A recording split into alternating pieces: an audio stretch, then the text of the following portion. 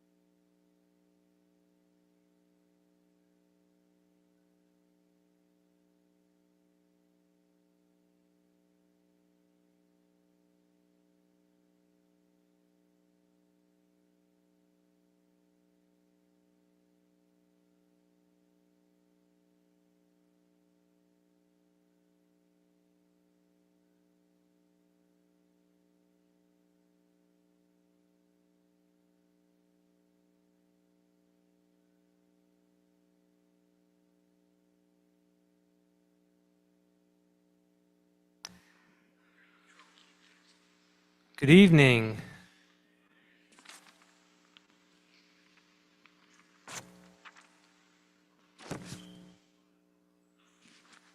Thank you for coming out. We appreciate you taking the time to come out and listen. So the setup for tonight is that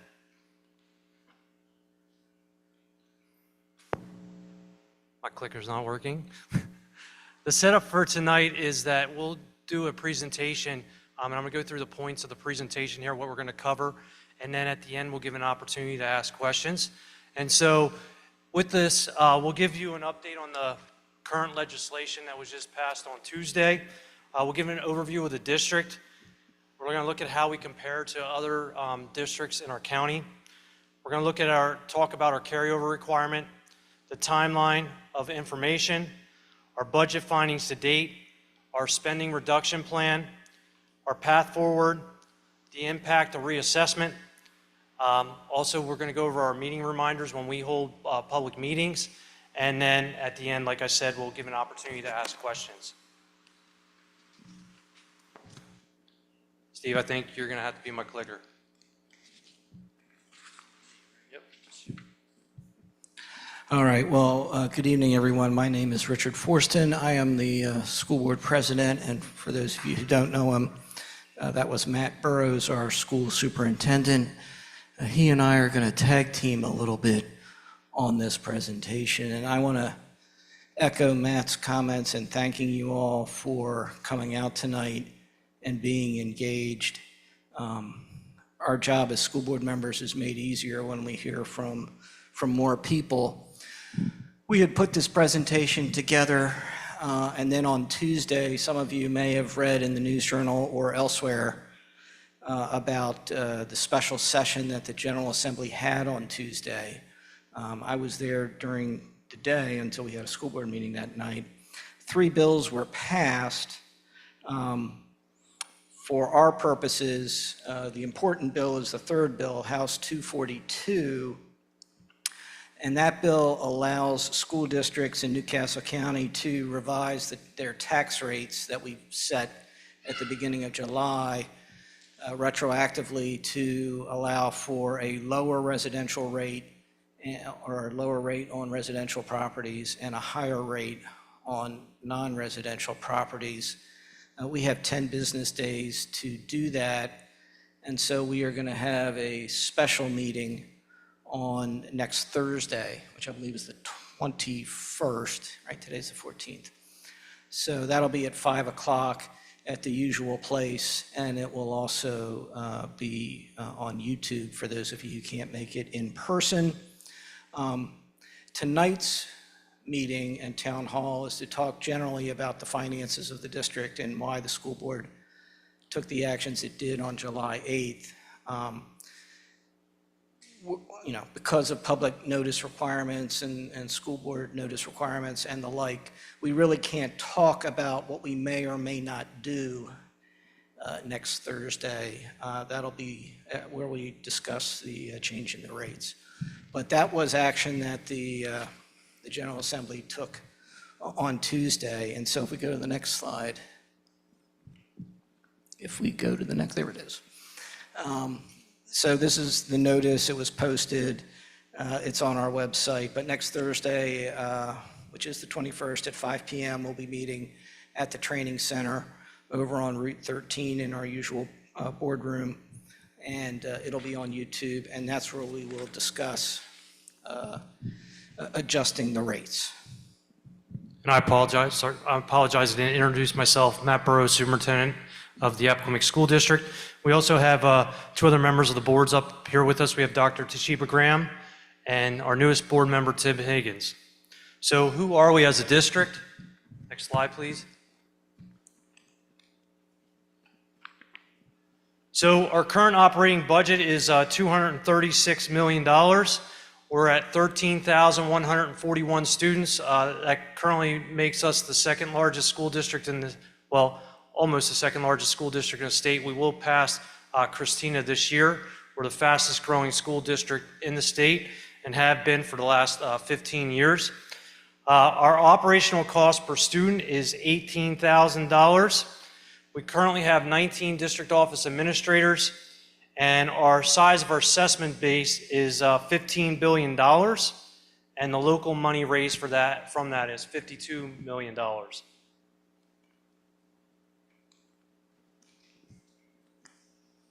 So how we compare to the rest of the county, we have the lowest tax base of any of the other districts in the county. Excuse me. We have the lowest operating costs. We spend the lowest amount per student. We're below the state average on spending per student. That's the entire state. And we have the fewest administrators per student in Newcastle County.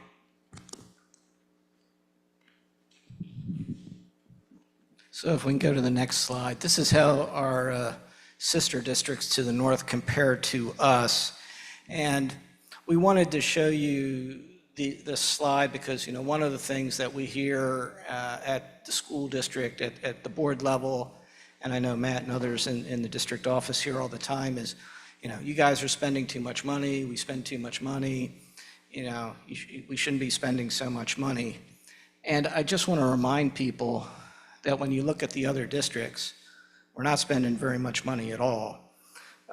This slide shows Brandywine has 10,000 students.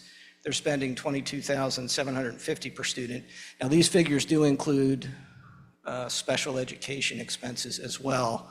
So when you look at us at the bottom, that's why it's 20,000, because that picks up the special ed expenses. These figures come from the state website.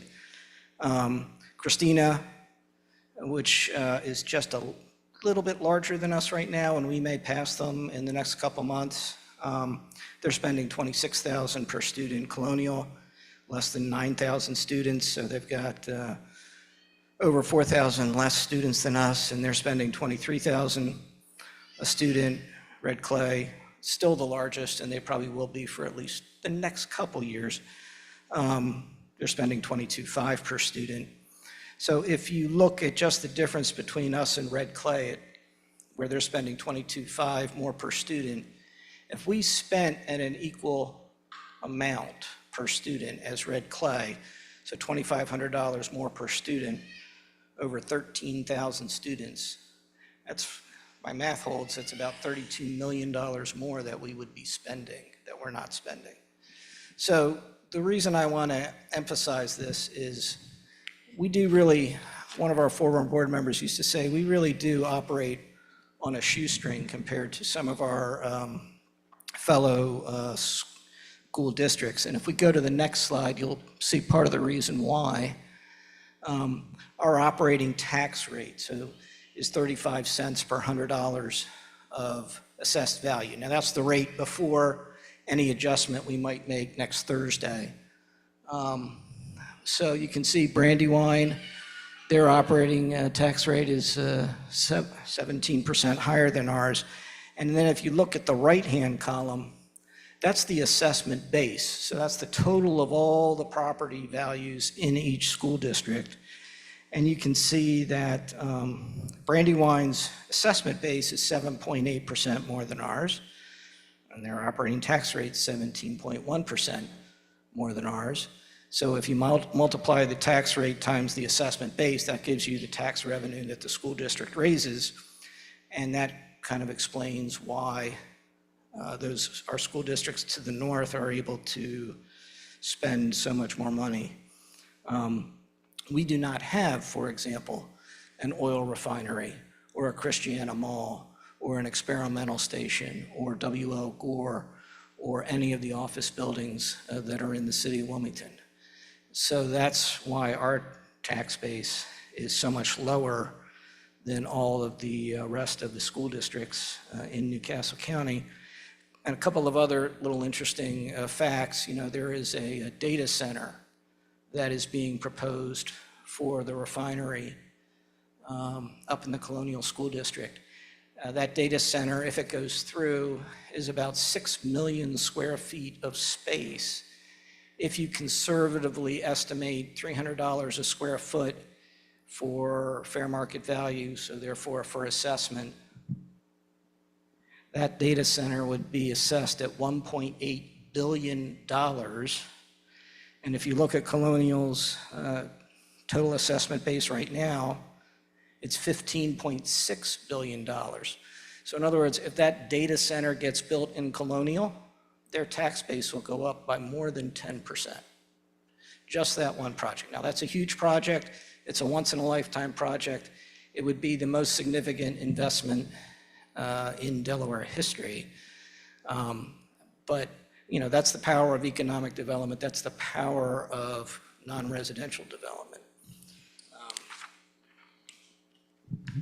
Next slide, please. So we feel that you get bang for your buck with what we're spending. Thank you, Mr. Forston, for showing how we compare the rest of the districts in Newcastle County in spending. Our standardized test scores prove that. We just had our results. They'll be out tomorrow of standardized testing. We rank at the top of the state in ELA and math. Last year, our Appoquinimink our high schools were all in the top 6 of traditional public high schools. Matter of fact, Appoquinimink High School was #1 in both ELA and math on the SAT.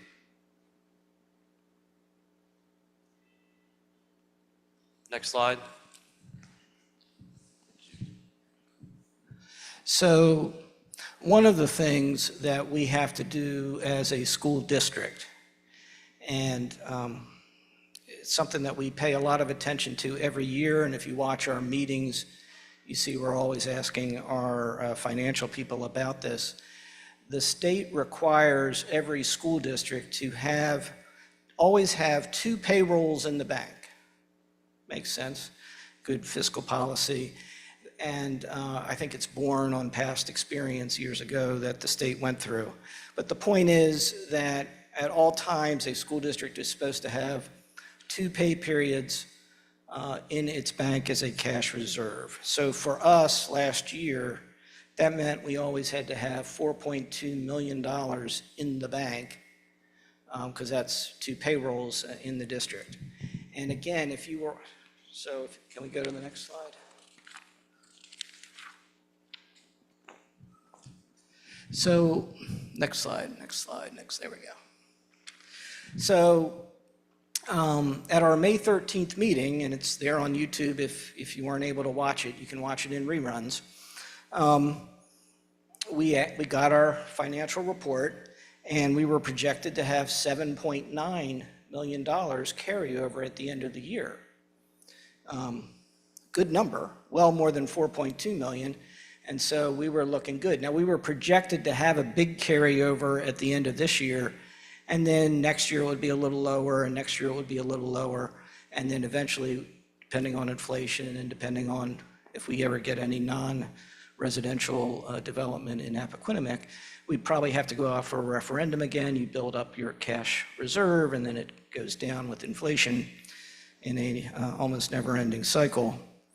But shortly after that May 13 meeting, we started to hear back that there were some errors in the forecast. And we brought in our former CFO, Chuck Longfellow, who went on to be the CFO for the Department of Education.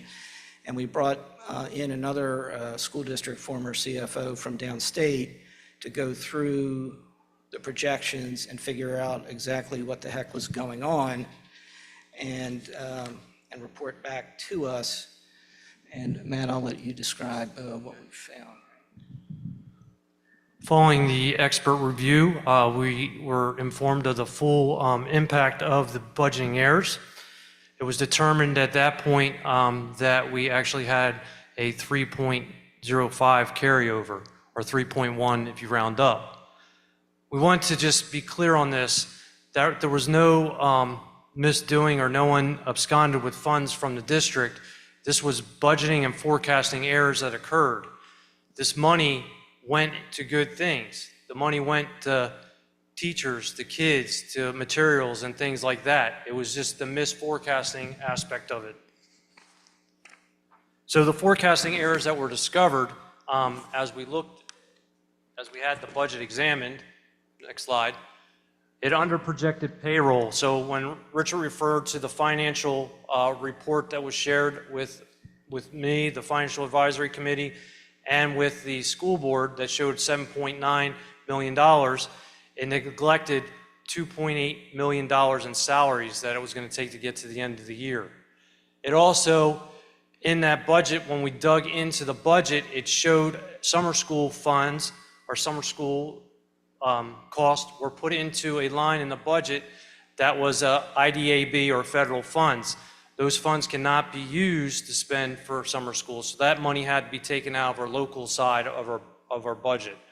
And then the other part of this was increased utility costs, which account for about 0.7 million of that come into play. So that's where we went from what looked like a $7.9 million carryover. When we say forecasting errors and misbudgeting, that takes us to the 3.058. Some things as we continue to go forward that are part of our budget.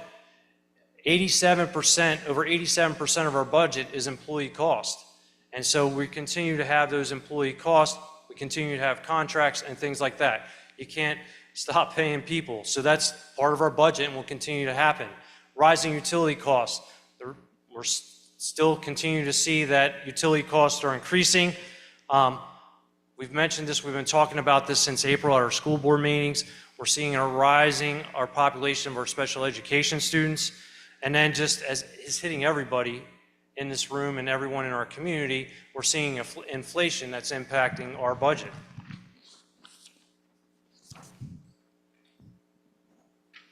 So this slide shows us kind of what happens if we don't meet that required carryover.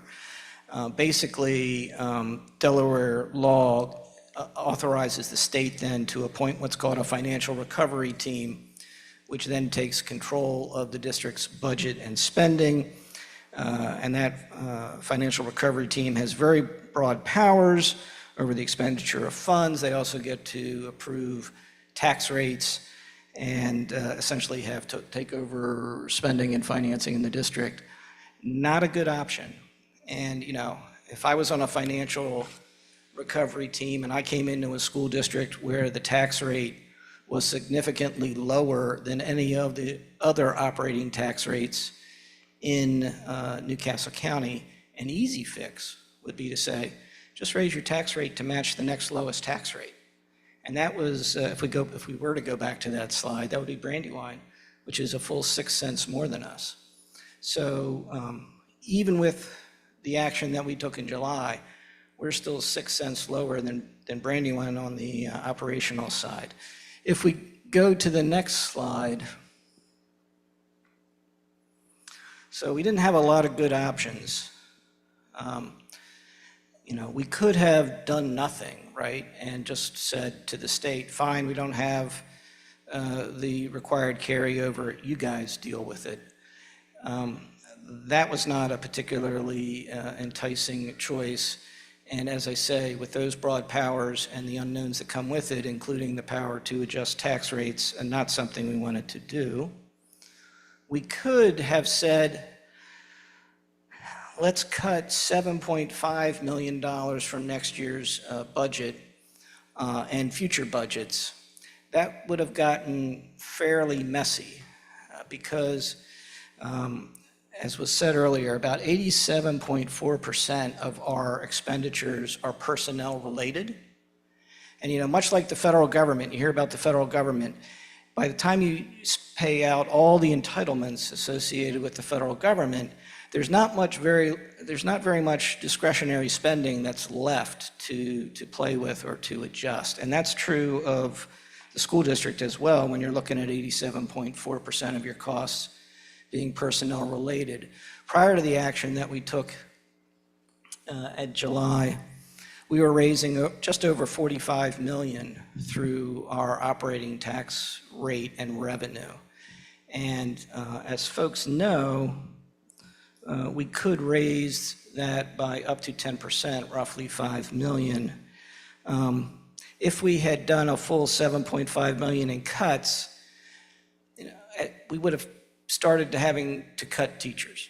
There's just no other way to say it. And when we cut teachers, we're only paying a certain percentage of their salary. The state's paying the rest, but it's not like we get that money. Oh, you're not hiring as many teachers as we said you could. Here's some extra money to spend on other stuff.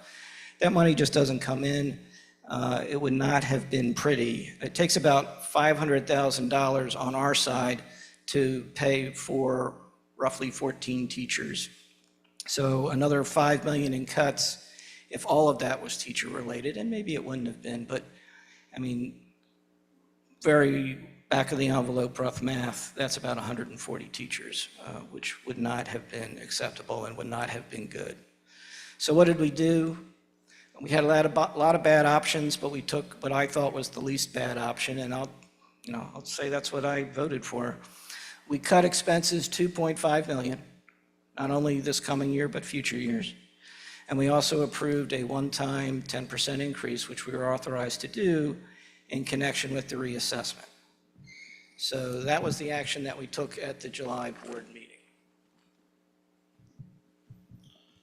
So when we talk about the $2.5 million in cost reductions, we're looking at 4 major categories here. We're looking at school budget reductions. We're looking at department budget reductions. We're looking at staff reassignments. And then the large chunk of this is program initiatives and position reductions. And that gets us to the $2.5 million. As mentioned previously, 87.4% of our cost is employee cost. We're an employee business.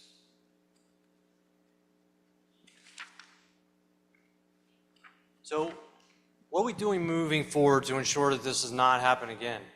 So one thing we've done is we've hired a new director of finance, and she's sitting up here at the front. So we have a new director of finance. We also are adding additional members to our financial advisory committee with financial background. Anyone interested in that, feel free to reach out. More than glad to have you be part of the team. Additional financial reporting and documents for our financial advisory committee and school board, and then improved budgeting and reporting systems in regards to our budgeting. So we also are expecting a detailed external report from the state auditor. They have promised that that would be delivered by Labor Day. We also have internally hired, commissioned people to come in and to look at our finances and do analysis of our finances and to look at them. That report is expected to be mid-September. Yeah, and just to follow up on Matt's point, I mean, the goal here, before the board sees anything, before we present anything to the public, it's prepared, it's reviewed, it's double-checked, the theory being that it's accurate when it comes to us. Obviously, that did not happen with what we were presented with May, and so, I have said a couple times, and others have said, we want to make sure that if there are additional processes that need to be in place, we want them to be in place because we don't want this to happen to us again. We also don't want it to happen in any other school district either. The next slide. One of the things that we also discovered during the reassessment process, I only found this out last November, and I started talking about it at school board meetings. Historically, and going forward, tax bills get issued on July 1st based on whatever your assessment is. But new properties that get built during the tax year, which runs from July 1st to June 30th, they don't get to ride the whole year without paying anything. The county historically every quarter issues what are called supplemental tax assessments, so that, for example, Target opened in October. So I was pretty excited about that because that meant ordinarily the county would issue a tax bill to Target, and then it would pay starting November 1st and pay 3/4 October 1st. It would pay 3/4 of a tax bill, not a full tax bill because they weren't open at the beginning of the year, but they'd pay 3/4 of a tax bill. There were other stores that opened. Sprouts opened, Dash-In is opened, any number of stores. And every now and then I go to Parcel View, and I'm sure some of you have been to Parcel View. It's a Newcastle County website where you can look up information about individual properties. And I went there and I said, oh good, Target is opened. I wonder how much they're going to be paying in school property taxes. And there wasn't anything, right? It was still no reassessment based on the fact they were open. So I called some friends at the county finance department and said, hey, just so you know, Target's open, it's time to reassess them. And was told, oh yeah, we're not doing that this year because of reassessment. We're so busy doing other things, we just aren't doing that this year. Now ordinarily, because of this supplemental assessment process, with all the growth that we have in Appoquinimink and we've been having, we have typically gotten anywhere from $1 million to $2 million in property tax revenue during the course of the year. It's not part of our budget, it just comes in as kind of a little kicker, but it helps us at the end of the year. And so at the end of this past year, you heard us say we have $3.1 million. If we'd had gotten another $1 million in tax revenue, we'd have had 4.1 carryover instead of 3.1. And if it had been a little bit more, we actually would have had enough to meet the carryover requirement. But the county took the year off. County council was unaware of that. The county executive was unaware of that. There's no use, I'll say, crying over spilled milk. It is what it is. But again, it goes to the fact that, you know, because we have the lowest tax base and we have the lowest expenses, we are really living on a shoestring. And when things don't always work out, they all add up. I'm going to do the next slide too, if we can get to that. So we're not the only ones who increased by 10%. Christina went up 10%. Colonial went up only 7%. And if you go to the next slide, again, I just wanted to come back to this because we're about to go on to some other slides. But again, I just wanted to show the fact that even with the increase that we did, when you look at the other districts, you can see that we're still by far, we had the lowest operational tax rate. And that if your same house was in one of the other districts, you'd be paying more. You know, we do pay attention to the finances. I can't help it that we got a flawed report on May 13th. Hindsight's always 20/20, but we did. And again, no use crying over spilled milk. I do want to, now if we can go to the next slide. So this slide shows what the median assessment was for housing in Appoquinimink in 2023. So the median's the midpoint. That means 50% or more, 50% or less. So before reassessment, the average residential property, which was based on 1983 values, so that's why it's so low, was $86,200. After reassessment, the median was $485,200. So right now, as we all sit here today, half of the people, half of the homes, half of the residential properties in our district are assessed at less than $485,200, and half are assessed at more than $485,200. And so that is roughly, what, about a six-fold increase, it's I think 5.75, but increase, that the median went up. And what that tells you is if your house went up more, by a greater percentage than that, then your tax bill was going to go up just because of reassessment. And if your house went up less than that amount, if your house only went up 4 times its 1983 value, then your tax bill is going to go down. And I know people whose tax bills have gone up, and I suspect many of you or many of the folks here in the audience, that's what happened. That's what happened to me. My tax bill's gone up about $1,400. But I also know people whose tax bills went down. The 10% increase that we adopted, didn't want to adopt it, but we adopted it at our July meeting, works out to $171 if you have that median assessment of $485,200. So for people in the district, you know, it was 100, I mean, I wish it wasn't, but the average, or the median, excuse me, was $171, some less, some more. That's where we were, and that's what happened as a result of the actions we took on July 8th. Now, stay tuned. As I said at the beginning of this meeting, the General Assembly has given us some authority to adjust those tax rates. And while the board is not going to meet or discuss that issue until its meeting next Thursday. I mean, under state law, we have to have those discussions in public, and we can't have them out of sight, and they're supposed to be at a public meeting, and that meeting is now noticed for next Thursday. If I had to read the tea leaves and if I was thinking about things, I think that the rates might be adjusted at our meeting next week, but I'm only one person. I did want to, if we can go to the next slide. Yeah.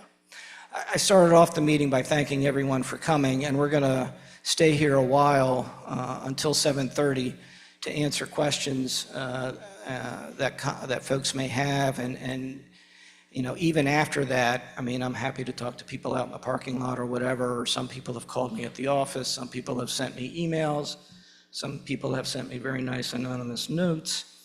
But our school board meetings take place the second Tuesday of every month. They're in person, but I mean, very little good came out of COVID, but one of the good things that came out of COVID was the fact that it taught us how to do our meetings on YouTube. And so I talk to a lot of people now who say, oh yeah, I watched you on TV, I watched you on YouTube.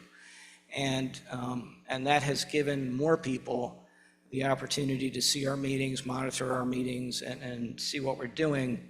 I encourage all of you to do that. I like to think it's one of the most interesting things on TV, but I'm also smart enough to know it probably isn't. We also have school board workshops in addition to our regular meetings. They're always noticed. We do blast emails. They're on our webpage, where we talk about particular matters that are affecting the school district. So, we try to, we have to do all our business in public. We try to be as accessible as possible. And I know not only myself, but I've got two school board members here with me tonight. There were two who could not be here tonight. But we are always as accessible as we can be. Our email addresses are on the website. My phone number at the office is on the internet. And so, I encourage folks, if you have questions, if you have issues, reach out to us. People do, and not just about these financial issues, but, if you're having other troubles with one of your children at the school for some reason, if something isn't working out, I always tell parents that one of the most important functions that a school board member does is serving as kind of an ombudsman. If you've gone through the regular process and it hasn't worked, or you're not getting responsiveness, then come to us. And, we can get responsiveness for you. Might not be able to get you the answer that you want. I wish that I always could, but at least we can get you an answer, and at least we can get people being responsive to whatever your concerns are. So with that, I think we've come to the end of our formal presentation. Okay, at this time, we have microphones located on our two aisles. We're allotting 2 minutes for you to ask questions. We're asking you to please be respectful in your questioning. And as Mr. Forse mentioned, we'll be here till 7:30 to answer your questions. And so if you'd like to just walk back to the microphone to ask your question, and if we could have one question at a time. Yeah, how you doing? Good. Can you hear me okay? Yes. Yeah, I'm just, when you had examples up there, you were comparing yourself to other districts. And you were doing really well with a lower amount of, money as per. Well, this is a message to our legislature. Well, if they're doing such a good example, why can't you enforce that the rest of the school districts get less money like we get and try to get the same result? I just don't understand why you're comparing yourself up when we ought to be and comparing ourselves down.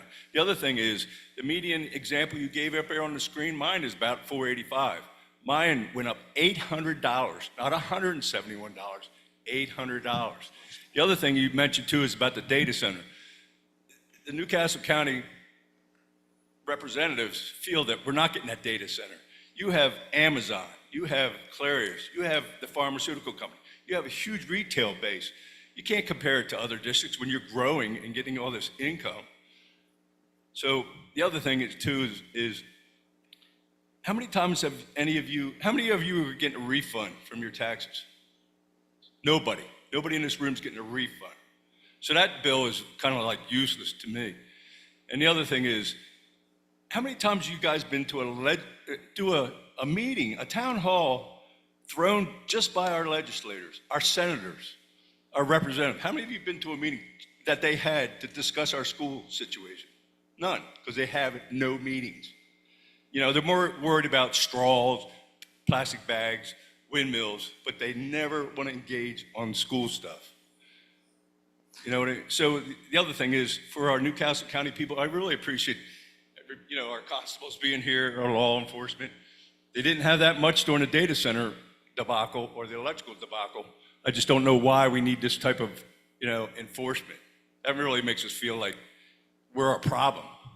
So for Newcastle County reps, I think you got played, because I was in an earlier meeting in March, and they told me in March that by October, our tax rates would come out. Well, they came in after the election.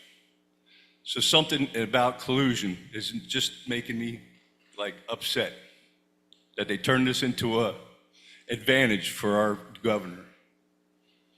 So thank you for your comments. I think you said one or two complimentary things about the school district during that, and I appreciate that. I'm more than happy to talk to you after the meeting about your particular bill, because you shouldn't, if you still have the median and you had the median originally, then you should be okay. Now, if you had below the median and now you're up to the median, that means you did increase greater than the percentage. It's all about how much your assessment actually went up as a percentage to tell you whether your taxes went up or down. But I'm happy to review that with you after the meeting if you like. You know, other comments addressed to some legislators who are here, and we probably should introduce them at some point, but maybe we can do that at the end. So I see someone else is ready with another question. Ma'am? Oh, over here. Let's go to this side. I'm sorry. So like the other gentleman, I like to make more of a statement. I did not like what I heard because I heard general statements, and I'm tired of being compared to other districts. So, look, the only reason we compare... Excuse me, I wasn't done. I heard you, I sat there and listened quite quietly, and I listened to you, and I did not like what I heard. You brought out general statements. You don't give any special facts. The fact that you turn around and say are projected, to me that sounds like the stock market. If you look around this room, a lot of people here are seniors. We are on a fixed income. You raise any of our taxes at all, and it hurts us. You just think that it's just all about you. Well, the first thing I'd like to see is get rid of 19 school districts and get rid of all the damn administrative costs. You gave us nothing. You gave us absolutely nothing that we can go on. And back at our state representatives meeting, Kevin Hensley, last few months ago, it was the same thing. You never answered our questions, but here's a question for you. Prior to the second vote for the referendum, there was a postcard that went out in the mail, basically threatening that if we don't get the money we need, okay, we're going to have to cut certain programs. Who paid for that? Not the school district. So why didn't you put it on there? So you don't have the money, but you spent the money without the taxpayers' knowledge and didn't even acknowledge it on that postcard. So what if the referendum didn't pass? You'd be further in the hole because of money that you spent. That's about all I have to say. All right, over here. So thanks so much for the information. Like many others here, I'm retired, and so I have no idea how we're going to make these payments, especially expecting a 5-year reassessment and expecting a 10% increase from the school district every 5 years. It's just unsustainable. But my question is, you mentioned the state audit as well as an external audit or review. What kind of accountability can we expect from that? Because my career has been in financial institutions, and if somebody had made a mistake like this, heads would roll. So I'm just wondering, what can we expect as accountability? And you two are still here. So what can we expect? Well, our CFO resigned, so we have a new CFO. But I mean, to a certain extent, I'll say it depends. It depends what the report shows us. So until we have that report, I can't fully answer your question. I'm not trying to dodge it. I mean, I want to see the report before I say what will happen or what should happen. Well, who would make that decision? It would be the school board. The school board? Right, we're the body that runs the school district. So are we going to see that report? Yes. Okay. Thank you. Okay, this side, sir. So my question is, who got fired? We have $4 million, all of a sudden it's in, it's out, it's here, it's there, and we're supposed to take it up, hey guys, just take it up the tail end, because we've got the lowest tax rate and everything. Who got fired? All I hear is incompetence. And now we've got rid of somebody, and we promised to do better. That's incompetence. If I lost $4 million, I'd be in jail. If anybody who's self-employed lost that much money, or even that percentage and everything, they'd be out of business. But because you guys can turn around and keep going to the well and everything, and we have to sit here and just keep taking it and taking it and taking it and everything, you guys seem to think that that's okay. $4 million. And I noticed that the lowest amount of money that was going to be appropriated went to the students. If we got a budget here that's, you said 7.9% is teacher involved in everything. So that means that we're all working for the teachers and nothing is really going to the students. I mean, Well, I would argue the teachers. based on the remainder. The teachers go to the students, right? I mean, the teachers are the ones who are. Well, I having mean, it's the all impact on the administration, students' yeah, but I lives. mean, and you said, well, let's not cry over spilt milk. $4 million is a lot of milk. I mean, that's a hell of a lot of milk. I mean, and when you sit there and talk about, well, we could buy little things in the past, that $4 million can buy a lot, okay? But apparently not in government. It doesn't get you very much of anything. And I was at the meeting earlier this week and everything. By the way, your guys' PA system stinks. I could barely understand anything, and I can understand everything you're saying tonight. And like I said,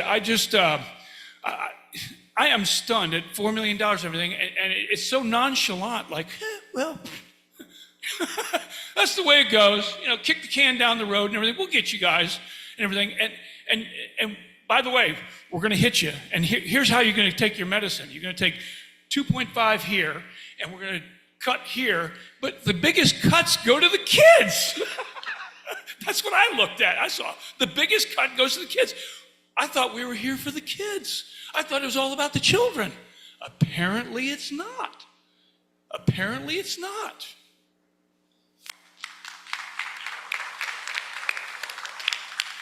Over on this side. Hi, my name's Nadine Burrows, and I've lived in this district since 1986. I had two sons that went through the school up until high school. And when the Charter School of Wilmington opened up, I ran and enrolled them. Ron Russo, who just recently passed, was the president. And He was a great guy. He was more than that. He was a great educator. Yep. And that's what we're lacking in this district. There's never this, the education here, I didn't come down here for the education because in Delaware it doesn't exist. We're at the lowest end of the country in educating our kids. If I wanted my kids to go to college and get a good education and in turn get a good job, it wasn't coming from this state. They had great teachers here and they had some piss poor teachers that should have been fired. And because of the unions, they're still probably teaching. I want to know, what are you guys going to do about raising the bar for our kids? Because they're just getting left behind. They can't go to college. They can't afford to go to college. They can't get scholarships because their education's not up to par. You want to talk And, about it? you know, I went to a meeting that Kevin Hensley had, and you both were there. And it was before your July meeting. And you stood there, both of you, and said, we're not going to raise taxes. And that's what I went by.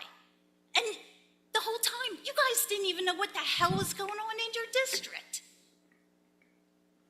So I'm going to disagree with you on the part about, well, several parts there, that we don't have good teachers. We have phenomenal teachers. We get phenomenal results. We also have, where you say students go to college, we have 78% of our kids go to college, realizing not every kid is going to go to college. And not only do they go to college, 90% of them persist through college. And so I think we get tremendous results. I think our teachers do a tremendous job in preparing our kids for college and getting them ready not only for college, but for careers and or the military. No, you don't, because my kids had to go to a federally funded program, one of the TRIO programs, to get ready for college. They went up to the University of Delaware and they studied and they got a stipend. And as parents, I got educated. That never happened down here, and it probably still doesn't happen. How do parents who never went to college know how to get their kids in college? They don't. And you guys are dropped the ball on that. I mean, how about VOTEC schools? How do you know your kid's going to go to college? How do you know they shouldn't go to a VOTEC school and get a trade? It's dropping the ball on all our kids. Thank you. Over here.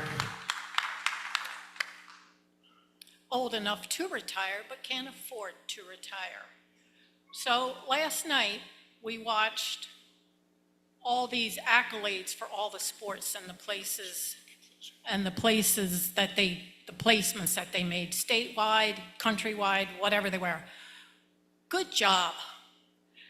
And then you talk tonight about academically comparing us with the rest of the other school districts, how we placed top. Big deal. We're not placing academically across the country. You're just comparing us here in Delaware. We don't care, yeah, we care about Delaware, but comparing ourselves among ourselves, we are not wise. And I hated all the comparing that you did tonight, because that's BS. And then the tax assessments, Tyler Industries, all the shoestrings and spider webbing out that they have their hands in, and the businesses that actually got tax cuts while we got increases, we need an audit by somebody not tied to Tyler Industries or anything like Amazon got lowered, Costco got lowered, and there's probably a lot more. And what about the missing money? When I balance my checkbook, I find it down to the last stinking penny. Yes, penny. But you guys lose money, and we're supposed to say, oh, well, and then let you dig in our pockets again?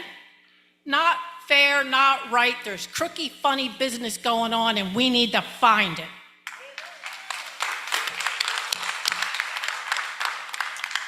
So Tyler Technologies probably deserves some of the shots it's getting. There were any number of errors in various assessments, but that's a different topic for a different day. We're going to get the audit reports, but what you're going to find is the money got spent on school expenses, and the report that we got on May 13, as Matt said, we got a report. It showed we were going to have $7.9 million in carryover, and our CFO made errors and mistakes that weren't caught, and that's what happened.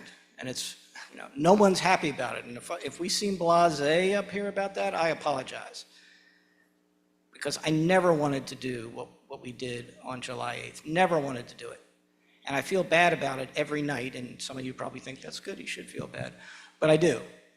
And we're going to make sure that we put in place processes and additional checks and additional balances so that something like that can never happen again. And we're going to get to the bottom of why it happened. But no money was misspent, no money was lost. It all got spent on school expenses. Just the estimate about how much we were going to have at the end of the year, how much we were going to spend between the forecast and the end of the year was wrong. That was a mistake, or actually quite a series of mistakes. And, I'm going to continue to defend our school district and its results. We have, as Matt said, a tremendous number of kids who not only go on to college, but then stay in college and graduate from college. And our district is well known at a lot of colleges because we are rigorous. I mean, we can paint with a broad brush and say there's lots of problems in public education, and there are. And we can do a better job. Every school district can do a better job. Wilmington Charter can do a better job. And that's part of what we're trying to do.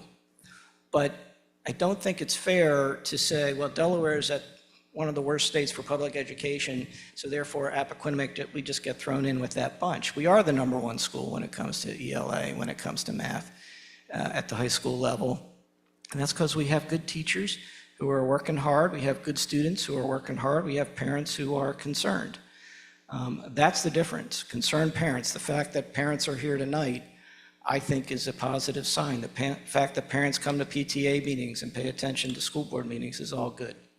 So I'll stop speechifying, and I'll talk to the gentleman in the yellow shirt.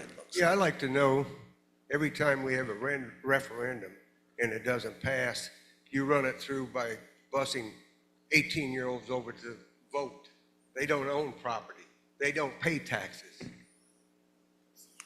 Well, I don't think that's part of our policy. We don't bus That has been your people policy.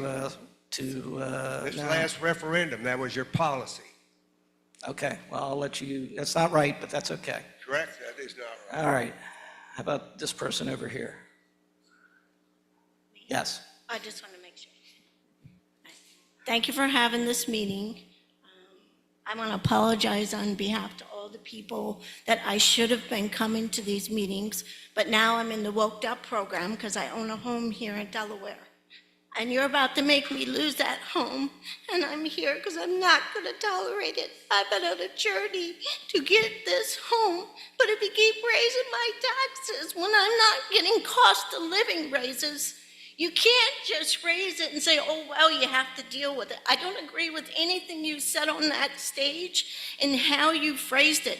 I'm speaking on behalf of we the people, the seniors. Why are seniors still paying taxes? They've paid taxes their whole life. What are we doing with that toll booth money?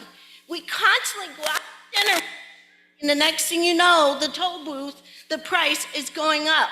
Well, that affects the man in my house helping to pay the mortgage when he has to go over the bridge and factor that in. The property that my house sits on, I've called the county for 7 years. Our development has yet to be handed over because it's not up to county code. Over $2 million worth of stuff, and the land developer is not even being fined. So now we're on our 8th year, and I should have never even received a certificate to occupy my house. But yet you want to raise my taxes on the land that it sits on. And I don't have children. I don't. I'm one of the people who couldn't afford it. And I went through breast cancer, received no help here. I called to get help for 2 weeks in my home, and I was sent a letter that I'm not blind, I can work. And then when I asked about my cancer, oh, it's just environmental causes. There are other ways we can get this money. If people are telling you that they can't afford it, they're being honest. I have friends who are losing their homes because what you consider to be, just 10% is enough to kick them out of their house. And the same with the seniors. They're not getting cost of living raises. We are not trying to be difficult. We care about children, but stop using them to get money out of us. I spoke to a contractor the other day who offered to repair one of the school roofs and fix it in exchange for a tax cut on his taxes. They turned him down. And when we tell you guys no, there's a reason. We can't afford it. Target and them, they're not making their prices any cheaper. And when people are going in and stealing and committing crimes, they raise the price on us. You guys do nothing. There are a group of people I care about at the county, and that's our police officers. That's the only thing I would like to see also, is that they are treated better. I turn on the TV, and they're treated like crap. You send them out to go after these people, and then you let them right back out in the street. That affects the budget, and then you guys need money at the school, so they say, well, we can't give you from here. You got to go to the people in the houses, and you got to raise their taxes. 10% to you is nothing, because you guys get raises. Not all of us do. And the seniors are not getting cost of living raises. I came here because it was supposed to be more affordable, and all I see is Delaware land scam and a whole bunch of corruption. Well, I'm awake now, and frankly, I think we need to bring Doge here, and we need to bring Washington here, because I've had enough. Nobody comes and cuts my grass. Nobody comes and takes care of my house. That's still not up to county code. 8 years later, I have blue poles still in my development. Blue poles, it's not even passed. They haven't even handed it over to us yet, and you want to raise my taxes on it. We've got over 7 houses that sold for way less than what they should have sold for, which hurts me, we, the little people. You're constantly coming to us and using the children to get money out of us. Get it from somewhere else. I know that one of the things the General Assembly is going to do is look at school funding in this next session. That's what they've all said. We've got members here, they're hearing what you're saying. So I think it's good that they've heard what you said. I'd welcome Doge coming to Delaware and looking at some of our spending, sure. I think that's a good idea. Let's go over to this side. One, I'd like to know if you have anybody here to address the comments that they didn't get money from Target and things like that from the people that are here, because that's why everybody is here. Is there anyone that is from the county that can speak to that and take questions on that? And why it just got Well, pushed I on was us? there, and I know, I mean, the answer is they decided not to do supplemental assessments this last year. And so we didn't get partial tax bills from Target and some of the other companies. And the finance department made that decision, as far as I know, although someone could correct me otherwise, but I was at a county council committee meeting where that was news to all the committee members. And I know because it was also news to the county executive when he found out about it. Well, that's what I'm saying. Why is there no one here that can speak to that? Well, this is Why a- that money wasn't collected? It's our meeting, and you know, I mean, this is about our situation and what we're doing. It but- is about our situation, which is why I think they should be here, because I see a bunch of stuff going back and forth, and I believe it's someone on the board that points the finger at the county points the finger at the state, or at the school. No one can answer any questions. There's, you know, I have a question about my bill. My bill went up 17% from 23 to 24, and then 38% from 24 to 25. Who am I supposed to talk to about that? I have no idea, because everyone's pointing the finger at everybody else, and I have no answers. And I can't afford to come up with that much money just like that. And then I agree with whoever said about the House bill that is going to give you a refund. That's a complete joke. That's not on you guys, but I'm happy to talk to you about your bill if you want to call me or email me. Yes, I'll that would be- I'll talk you through it and see what we can do, because I do know a fair amount about this process. I can at least interpret it for you and give you some ideas. I'm happy to do that. And I did hear that there was money spent on some kind of magnetic boxes per middle school child or something like that for their phone. When I went into the schools, I saw that teachers had pockets when you walked in, which every student is capable of putting their phone in a pocket, which they don't do, because I've seen videos where they're in class and they have their phone and they're doing this and the teacher's standing right there talking and our kids are sitting there with these Right, so this, phones and they vape in school. Like, I don't even understand what's happening okay, in so there. we'll go off topic a little bit. I'll just bring you up to date. Earlier this spring, we adopted a cell phone policy for our middle and high schools. In high school, there will be what you talked about, the pouches. And when you go into the classroom, you put your phone in the pouch, then you go sit in your seat, have your class, and when class is over and you're walking out, you take your cell phone out and go to your next class and do the same thing, class by class by class. And that's going to be the policy for high school starting this September. In It middle sounds school, like an economical choice too. One pocket thing for classroom. in middle school, we're going to have kids put their things in a pouch that then seals, so they have no access to it whatsoever during the school day. And so in the morning, when they come in, they'll put their phone in the pouch. When they leave at the end of the day, they'll unlock the pouch. I mean, the point is that you don't need a phone when you're in middle school. You absolutely don't, but why is that not the same option as high school? Why do they have to spend all this money per kid when they can make them put their phone in a pocket for middle school as well? Well, we got some grant money as part of all of this, and so virtually all of the cost of the pouches is going to be covered by grant money that we were able to receive. So, I have a feeling and somebody middle will school, address in high school, look, some of us on the board may have thought that let's do the same thing for high school, just put your cell phone away all day and you'll get it at the end of the school day. But there were others who said, no, the calculator thing will work. That's what our committee recommended. And that at least gives the high school kids, when they're in the cafeteria at lunch, access to their phones, or, use Or you your could make cell them phone talk to each responsibly. other. But that's where we landed. And, we talked about it at a couple of school board meetings and whatnot, and that's where we landed. I mean, my child's in high school. He doesn't need his phone at lunchtime. He can talk to people.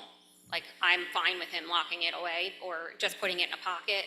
I don't care if he gets it back, and he shouldn't have had it in middle school either. The only reason he had it in middle school for me was because we had no transportation, and I had to get a hold of him.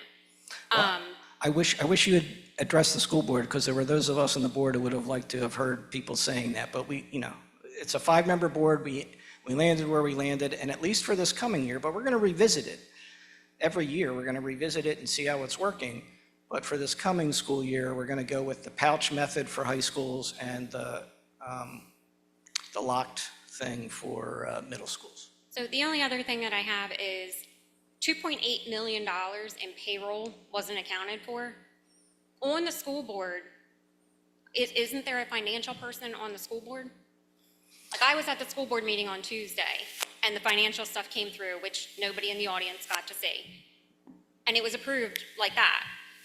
But $2.8 million in payroll, how does somebody not question that when it comes through to be reviewed? I mean, that's what I do in a business. I'm a controls person to make sure that our financials are right. And that's a lot of money in payroll when you know how many people you have. And I mean, it just seems like a major oversight to me. So here is what I think the audits that we're going to get, the audit from the state auditor, and then the report we're going to get from our people that we've retained. In Delaware, state employees get paid every 2 weeks, not twice a month. You would think, oh, they get paid every 2 weeks. You get paid on the 1st, you get paid on the 15th, you get paid on the 1st, you get paid on the 15th. That's how it should be, probably. But it's every 2 weeks, and there's 52 weeks in a year, which means there's 26 pay periods. And if you assume that there's 2 pay periods a month, that's not going to work for 2 of those months during the course of the year. And so my understanding, but we're waiting for the final report, is that 2.1 of that's a payroll.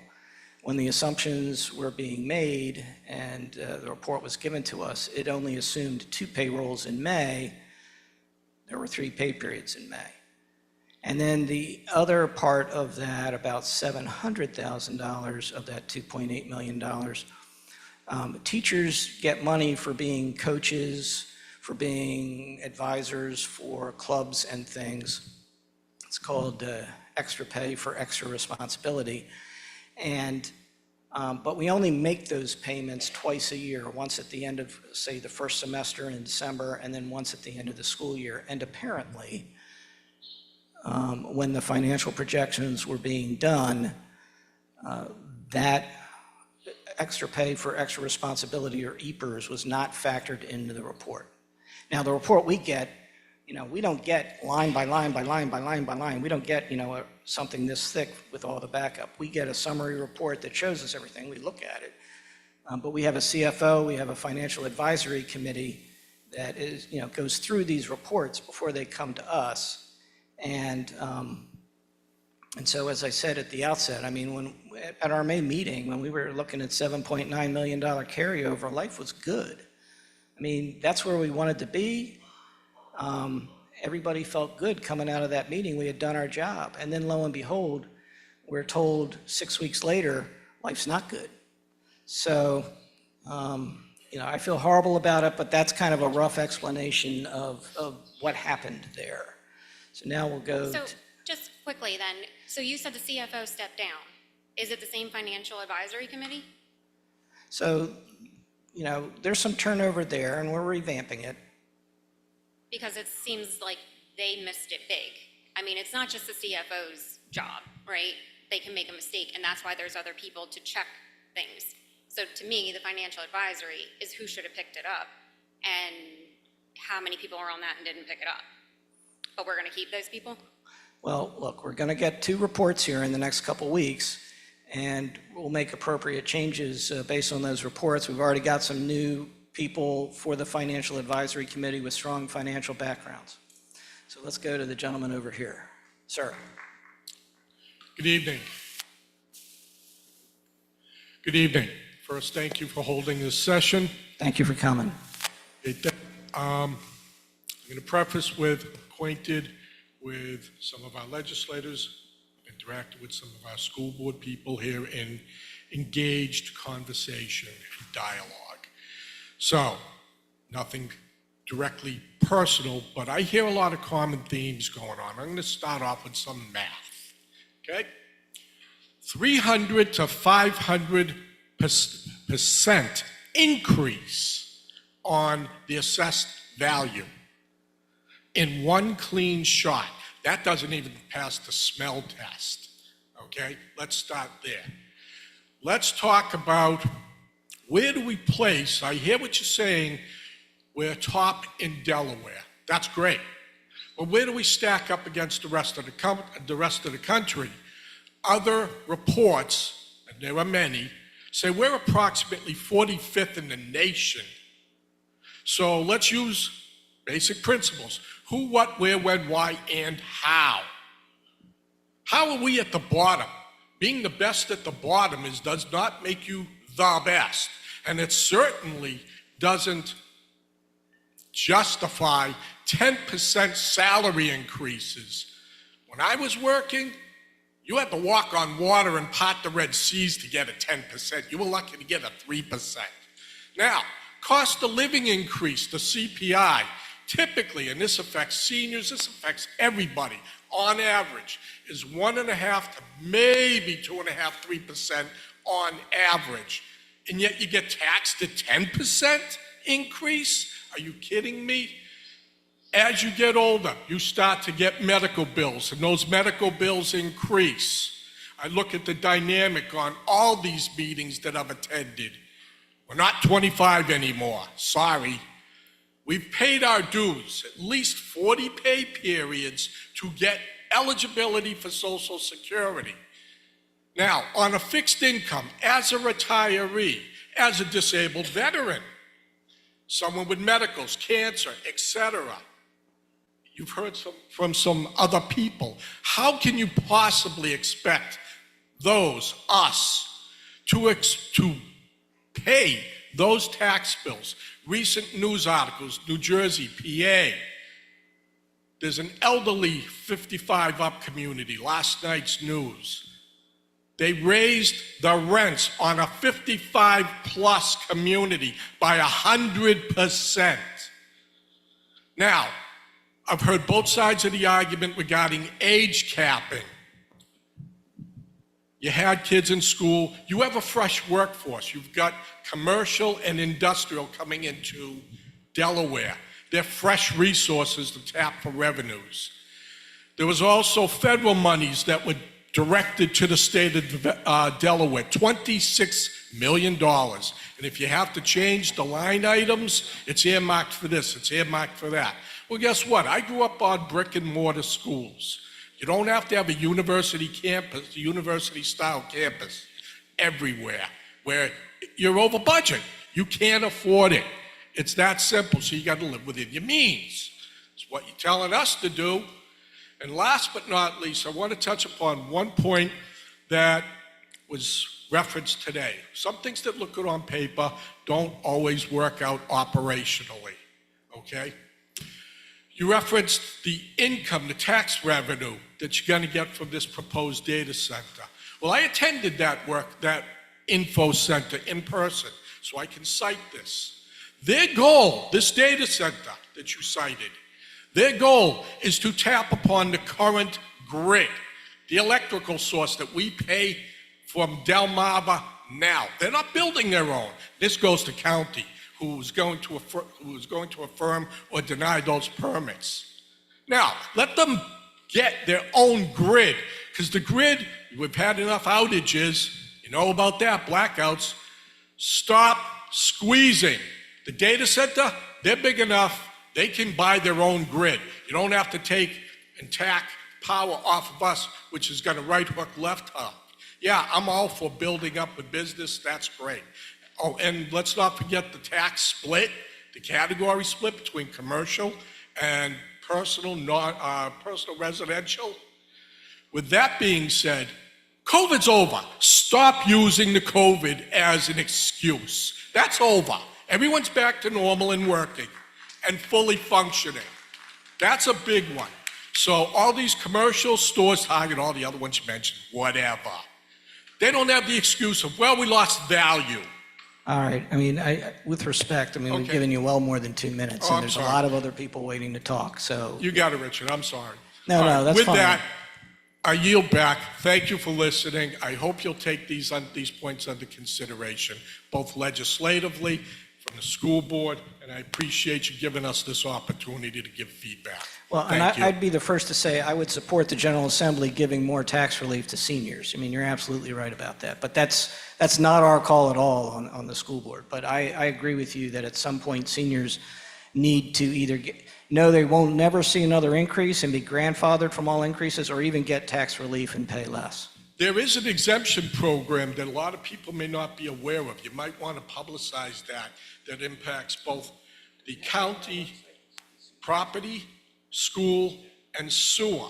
If you've got a medical impairment, you're a disabled vet, et cetera, which is a fixed number off the assessment, it's not proportional. That needs to be changed, because otherwise you deplete the credit that you may, if you're eligible, to be getting. There's a lot of people that should be on that. Right. I yield back. We do have information about the senior credit somewhere on our website, I know, but we probably should feature it more prominently, so we'll take a look at that. Thank you. Thank you, appreciate it. All right, we'll go to this side. Hello, thank you for having this meeting. Yes, I'm upset like everybody else. Last year I was excited because I turned the age of 65 to get that tax credit. The referendum passed and there went that tax credit.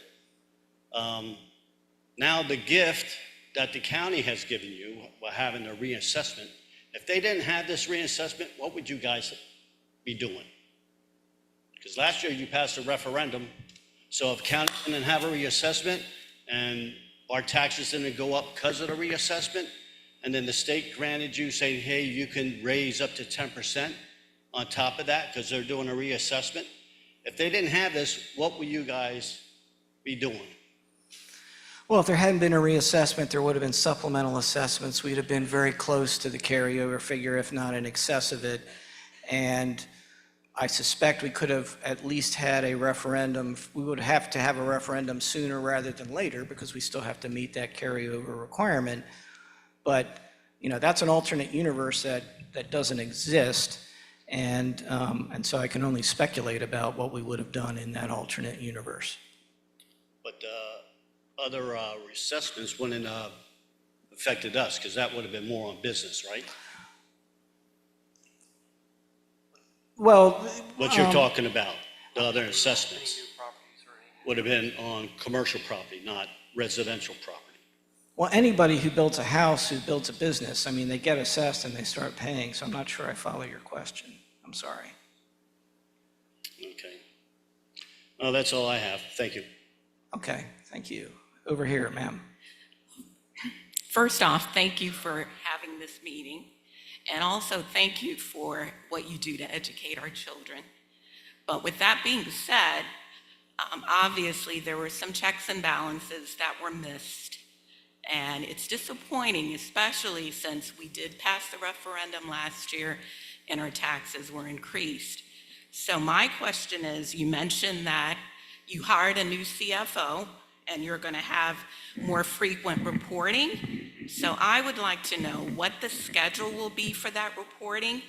And I would love for you to be very specific and share how we can have access to the results of the audit, to the results of future auditing, especially if we're someone like me who lives in this district but may not have children who attend this district. So with respect to the reports we do get a monthly financial report, and my understanding is that it does get posted on our website. I'm not sure when it gets posted. It gets posted the day of the meeting. It gets approved. It gets posted after we approve it, because I guess our approval then makes it official. So it does get posted on the website. The audits that are going to be done are definitely going to be posted on the website, and I'm sure that the media will be covering all that anyway. But And can you be specific? Where exactly on the website? For some of us who may not be as technically savvy, which prompts do we need to go to see the data? so if you go, there's a calendar section, and you click on the date that the school board meeting is, and if you click on the school board meeting, then you'll have the agenda and the reports. There's all sorts of things associated with the agenda, the financial reports, but also, we get reports about different policies and things. All that is on the website for that particular school board meeting. So, if you get home tonight and you want to see what was on of the documents for our July meeting or our June meeting or our May meeting, back, even now our August meeting we just had 2 days ago, you should be able to get those documents. If you have trouble and you're not getting, you can't figure it out, feel free to call me and I'll figure it out. I'll help you get to it. Okay. And then my last question, you mentioned that you're going to be taking a look at rates next week. Does that conversation include residential tax rates, or are you just looking at commercial tax rates? So what will happen, assuming that we do something, and that'll be discussed next week. I want to be clear, we're not making any decisions here tonight. Right. But what will be recommended, I suspect, to the board is that the residential rate will go down and the commercial rate will go up. And the commercial rate can be no more than twice the residential rate. Now, we've only got about 11 or 12% non-residential property in Appoquinimink because we are a bedroom community. But even so, if we were to double the commercial rate and reduce the residential rate, that means commercial, instead of just paying 11 or 12%, would now be paying 22 or 24%. And the amount that residential would pay would go down from 88% to, let me do the math in my head, like 76%, right? 77%. So assuming the school board does that, there will be relief on the residential tax bill. And, I've started getting, and I'm sure that my fellow school board members, they're nodding their heads. We've been getting emails from folks touting that and supporting that. Feel free to send us more emails. I love getting emails.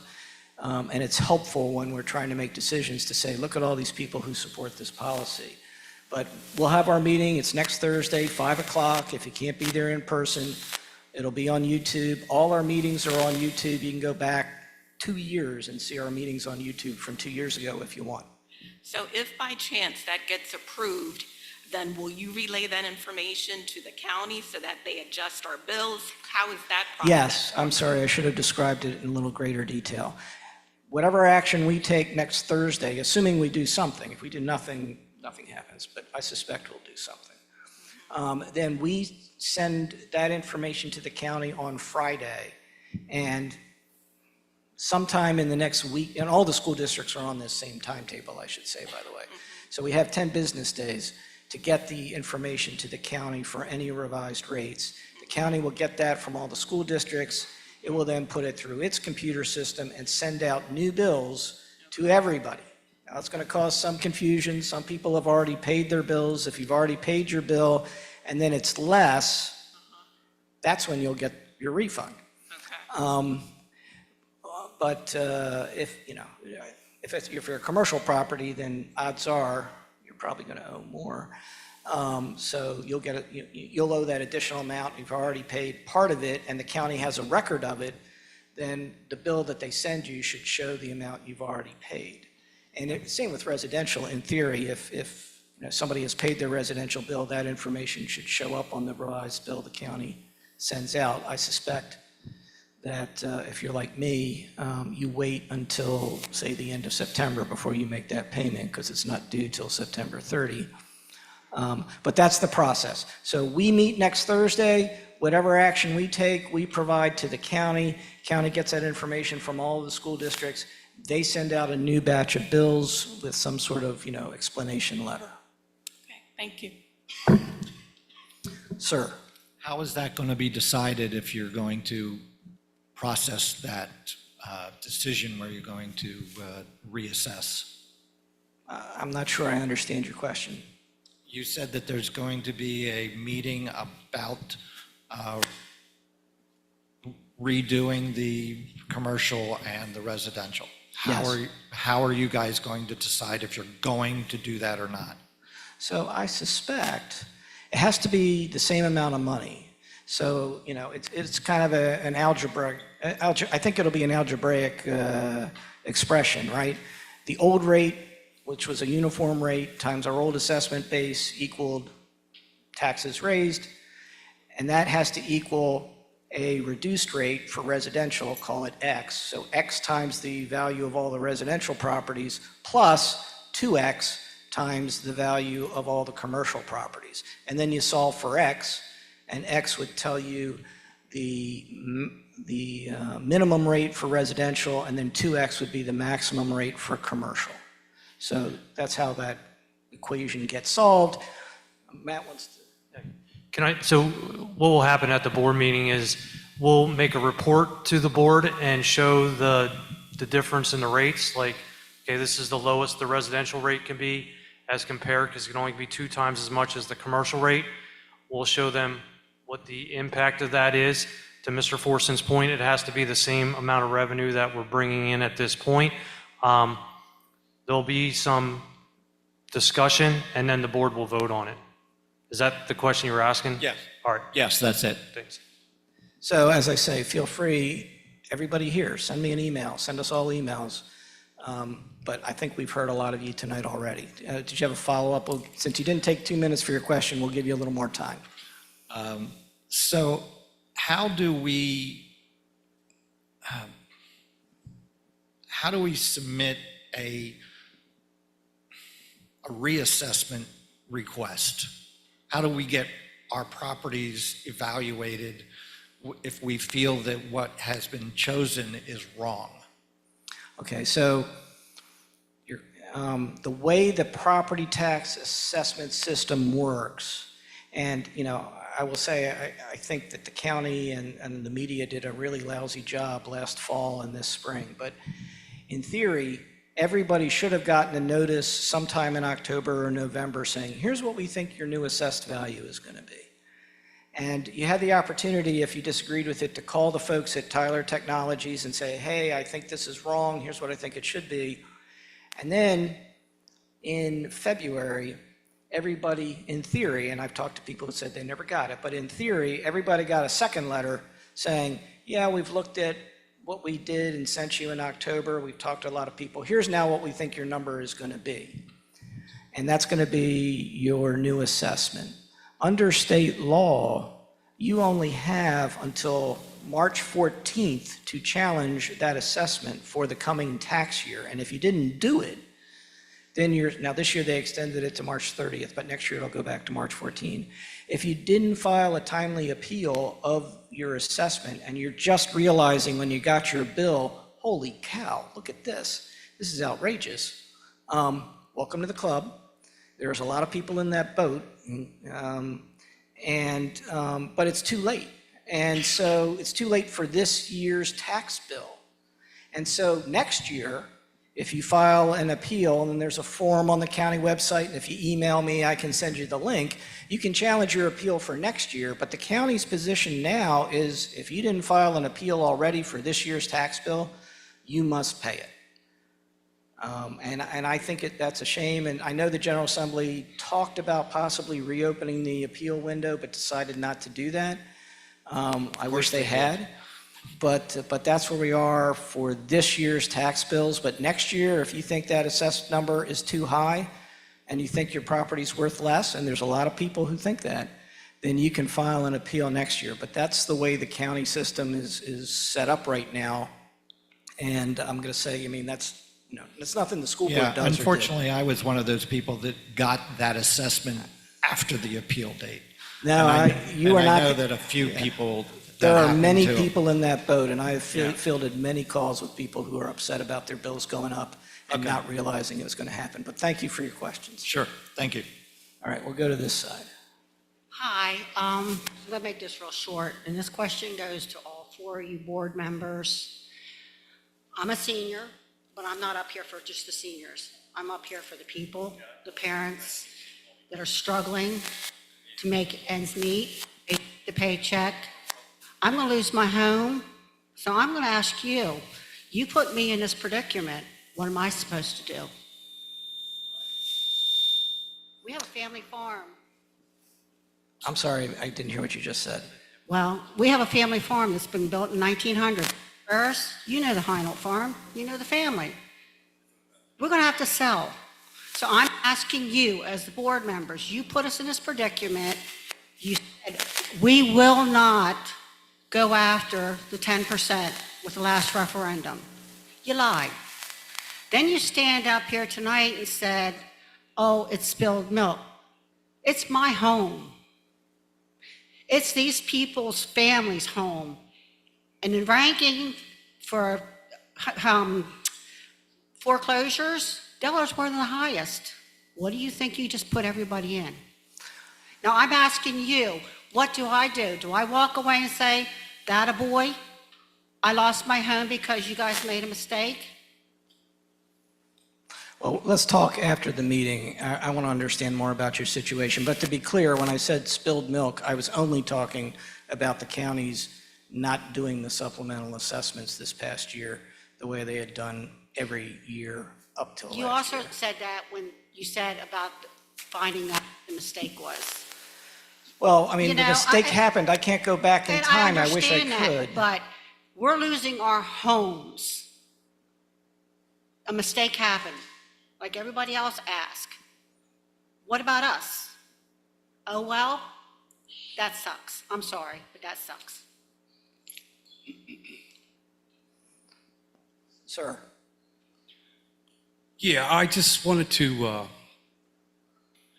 my question is, I hope everybody else here wanted, what other options did you look at? Besides saying, yay, the county raised everybody's taxes and we get 10% more. What options did you look at? How much per kid does it cost to build all these new schools in this district?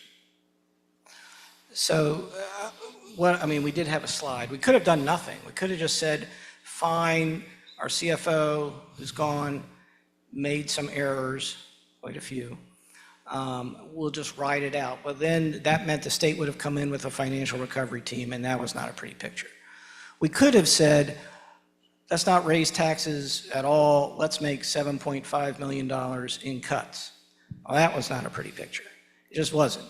And there were no good options. we picked the option that we felt was the least worst option. Because I guarantee you, if we had started cutting teachers the way we might have had to have done that, there would have been maybe different people in this auditorium, but a lot of people in this auditorium upset about that. If there had been a financial recovery team that took over the district, who knows what they would have done, but I suspect it would not have been pretty.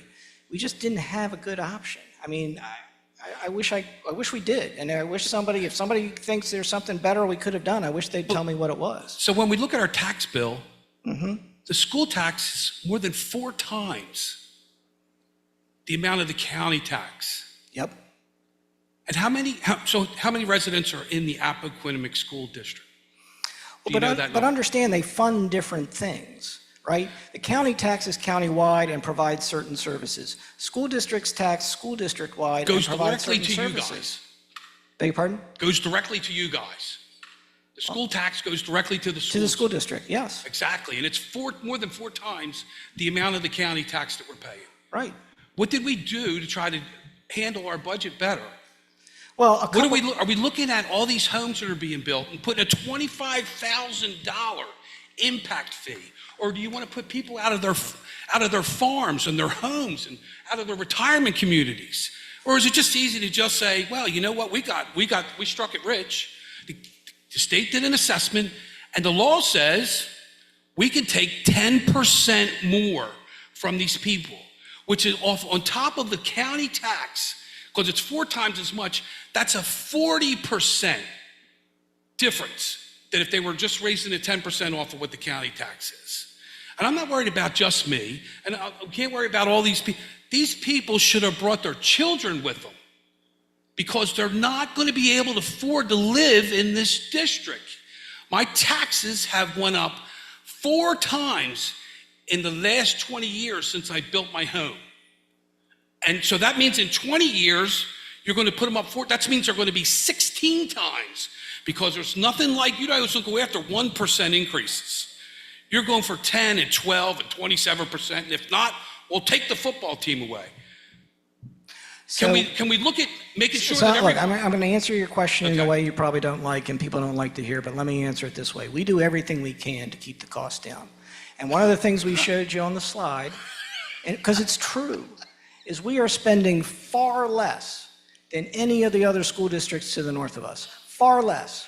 And that's not an accident. We work hard to keep the cost down, but there's only so much you can do at the end of the day before that shoestring breaks. If we had the revenue, if we had the tax base that any of the school districts to the north had, we'd be fat and happy. Why isn't there a $25,000 impact fee on these new homes that are causing us to have to build more schools? There is an impact fee. How much is it?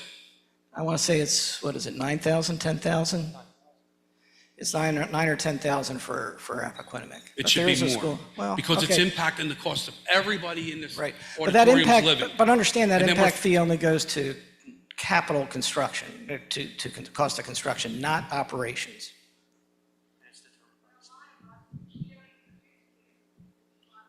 We're going to just tax us all out of the district. It's crazy. The gentleman over here. Yeah, sorry I was late. No problem. I sent some questions to Mr. Pullman the other day, and I asked him to give them to you, Mr. Burrows, and the other people on the board. I hope you got them. So I missed if you answered those questions. So, and just to say, I'm sorry. When you said you do everything you can, they'll leave the district office and they'll go to a meeting at a school, and some of the bigwigs up there, they'll all drive in a separate truck that get 8 miles to the gallon. Why do they not have Kias or something that gets 29 miles to the gallon? There's something wrong. You can't say. I drive a Prius that gets 69 miles to the gallon. I'm talking about the district people that get trucks. They get 8 mile an hour gallon trucks. So he knows, Burris knows. So anyway, one of my questions is, has anyone contacted the Delaware State Auditor, because they are the only authority that can mandate a formal independent audit? And it seems like everybody has to contact them to make this happen. And that way, we can, that could trigger a forensic audit to determine how funds have been managed and identify where the misallocations may have occurred. this process will also reveal, what's going wrong, where, it'll give us So transparency. the answer to your question is yes, there's an audit. It's being done. We've been working with the state Right, auditor. outside? The state auditor. Thank you. And that's supposed to be done around Labor Day. I don't know if it'll be before Labor Day or right after Labor Day, but that's the target for it getting done. We've also hired 2 outside former CFOs, and we're going to have, I think, an even more detailed report, but that's not going to be till later in September. So we're going to get 2 reports to look into the issue. Okay, that's one. Then I gave, I wanted to know where the missing funds have gone, and I'd like to know, is anybody going to tell us where they're going?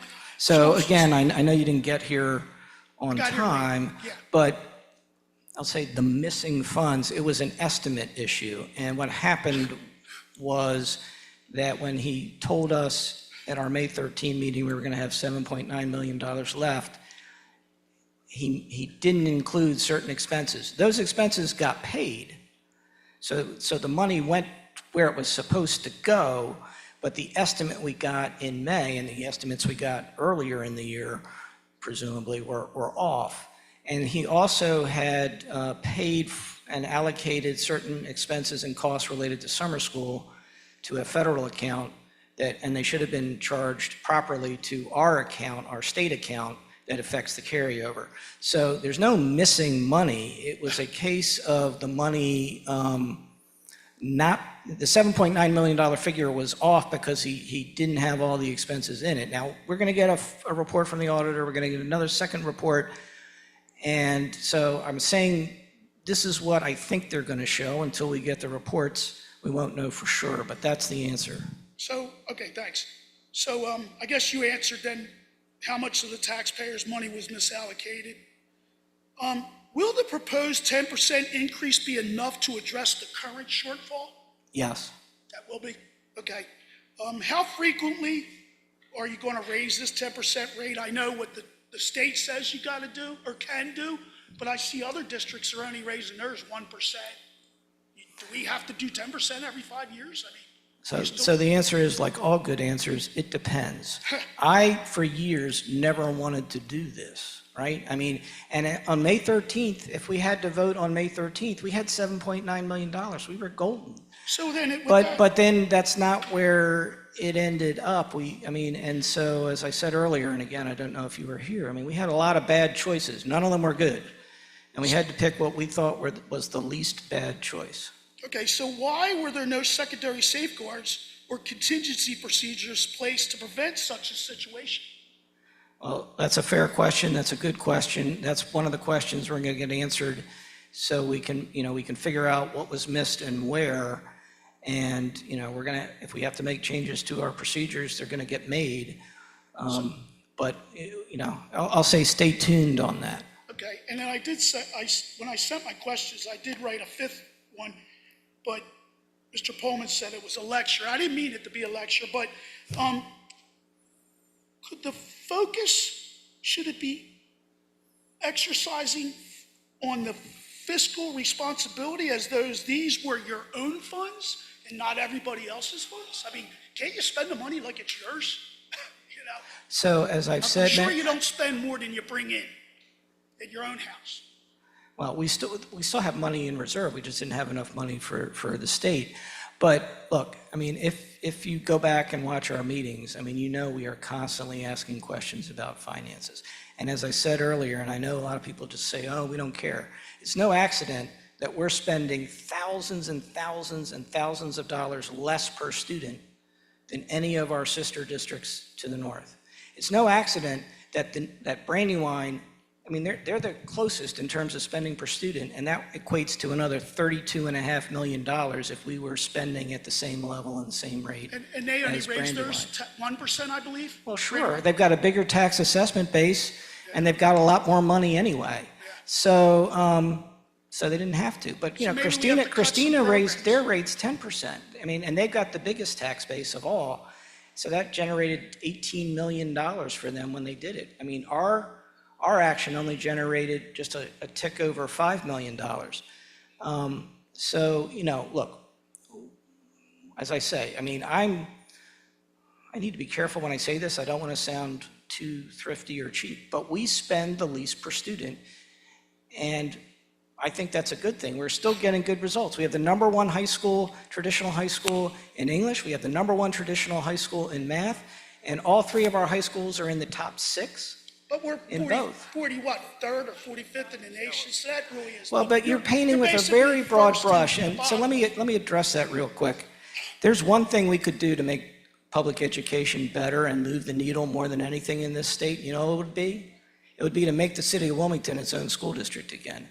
Because what we do to those kids, they have to get up at an ungodly hour, and I'm not a morning person, but they're getting up at like 5:45 to get on a bus, to ride a bus out to Newark, Glasgow, Christina, and then at the end of the day, what do? They have to get on a bus and ride back to the city. And then we wonder, why aren't we doing very well in public education, especially with the kids in the city of Wilmington? Many parents can't get out to their children's schools in the county. And Wilmington's served by 11 different high schools in the county. So you and I live on opposite sides of the street, and we're going to different high schools. You live 2 blocks away in that direction, you're going to a different high school. You live 2 blocks that direction, you're going to a different high school. And then we wonder, why do the kids in the city of Wilmington in particular not do very well in public education? We're failing them because we have them riding a bus 2 to 4 hours a day. And then we wonder, why aren't they doing well? More than anything, I think that would improve Delaware's score as compared to the rest of the states. It's a topic for a different day, but I'm pretty proud with the results we get in Appo. You heard about our college attendance. We have a 96% graduation rate. I think we're doing okay. All right, so we're going to take one more question over here, and we'll take one more question over here if we have someone new that wants to make comment. Well, I had one more question. How much money are you spending on the district office to rehab it again in as many years? And you knew we had no money? So where are you spending? The guy just said, we're saving you money. But let's rehab the district office again in 2 years. It didn't need to be rehabbed. Remember, I worked there and helped rehab it last 2 years ago. So why are you doing that? And I would have saved us what? How much did you So spend? I want to say, Thank you. in the state funding system, there's different pots of money, and that pot of money was allocated for that particular project. So we're going to take a question over here, and if there's someone new over here that wants to take a question, and then we'll have a QR code or a link up here. If you have questions, you can feel free to send them to us. So you've been very patient, sir. Thank you. First of all, why am I talking to you? Where's the school superintendent? This was supposed to have been a school meeting. I'm the school superintendent. You are? Yes, sir. Good, then you can listen. First of all, quit selling how great your education system is. We rank 45th in the country. We rank 10th in the state of Delaware, or Newcastle County, I should say. And not only that, that's because of who they're ranking and how they're ranking it. After GM, I started teaching at Wilmington University.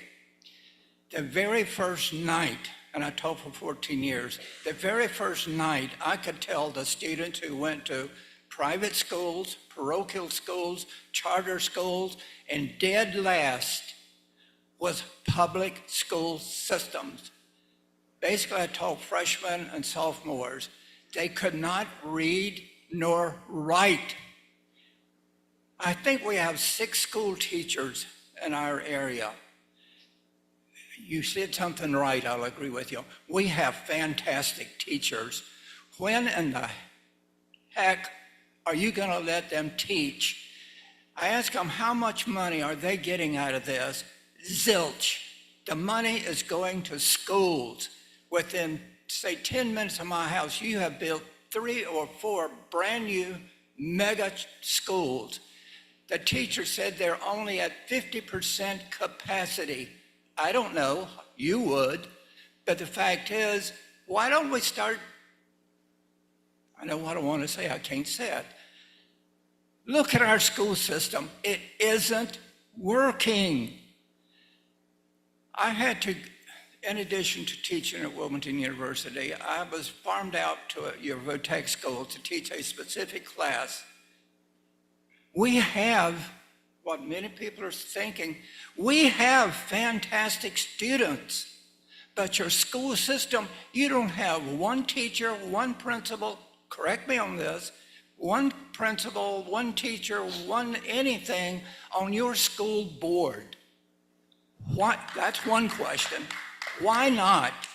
And the other question is, we're becoming a state of old people. Look around us. Not many people have kids in our public schools. Something should be considered about the fact that senior citizens, somebody mentioned, I think it was you in the brown suit, you mentioned your taxes went up, what, $800 and something? $1,400. Mine went up $1,800. I'm thrilled to pay my property tax. It only went up several hundred. Never see any county in there, but the fact is it went up. I've talked to people on it. Your system of assigning this proper school tax is not on sound ground. I hope you're getting the message from these people. Are you guys going to look at it? A friend of mine asked for a reassessment, a reappraisal. Supposedly, he got substantially less. We're comparing apples to apples.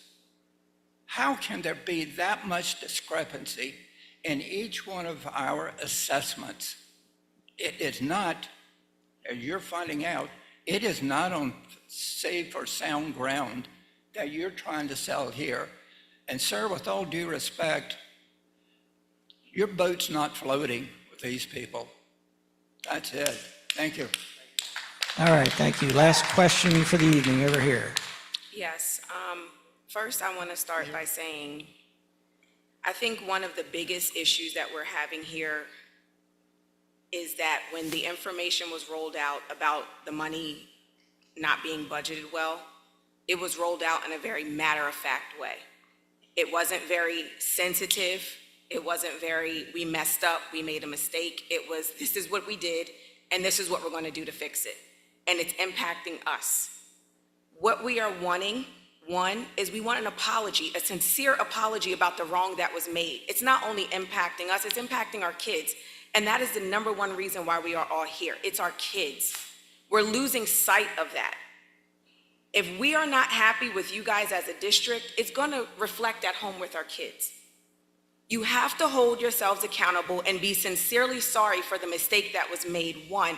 And two, we want you guys to restore our confidence in you guys. We are losing confidence and faith in you guys daily.